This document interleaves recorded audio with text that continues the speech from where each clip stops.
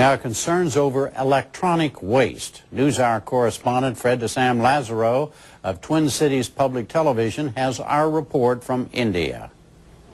From writing software to sophisticated programming to call centers, can I have your card number, please? Computers have become the lifeblood of India's new economy, even defective computers. At this company, machines returned by customers are methodically diagnosed and repaired, business that would be unfeasible in higher wage countries. In the Muslim district of Bangalore, India's high-tech capital, Syed Hussain runs a business, Ash Recyclers, that's approved and recognized by the government for safe practices. He says he's very profitable.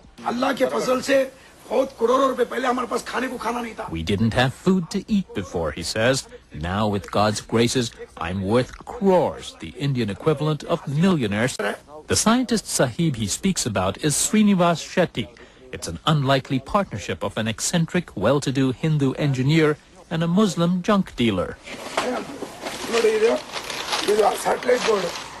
Shetty helped Hussain develop and use clean recycling technology. But the goal is much more to reuse than recycle.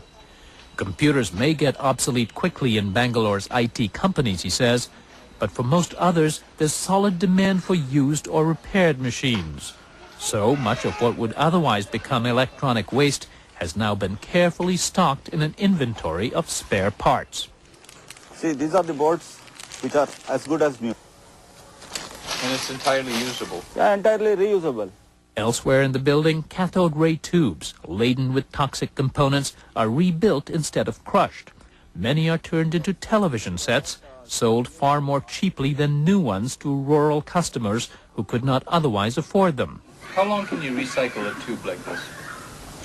I think actually 2 to 3 times you can definitely recycle like that. So this thing can go on beaming television signals for until the next 2 decades? Yes, definitely. Using his profits, Syed Hussain started a foundation that provides rebuilt machines to area schools. Most schools in India don't have computers. Our Quran hasn't changed in size. It can still be put on a Pentium 1, Pentium 2, or even an old 386 machine. The children can read the Quran. They don't need an upgrade to learn to read and write. The scientist Sahib says we can give it to all the schools, those learning the Ramayana. We can give it to them. We can give it to churches. Ash Recyclers conducts its own school for neighborhood recyclers with whom it does business, showing them how to properly dismantle electronic equipment. The only argument anyone has with companies like Ash Recyclers is there aren't enough of them. We need about 100 Ash to bring everything into order. 100 companies like Ash Recyclers? Yes. Dr. Thupil Venkatesh, a professor of biochemistry and biophysics at St. John's Medical Center in Bangalore, headed campaigns against lead pollution. About 5 years ago, gasoline probably was the major contributor. Now we have unleaded gasoline. Now the gasoline is not the major contributor, but the recycling of electronic waste is on rise. That is becoming a major contributor. I think in another 4 or 5 years, if no action is taken, we will have major contributor for the environmental pollution and especially lead from the electronic e-waste recycling. In recent months, major computer and cell phone manufacturers have pledged to make so-called green machines, more easily recycled and with fewer toxins. But there will still be a lot of old machines coming to Bangalore and other Indian cities.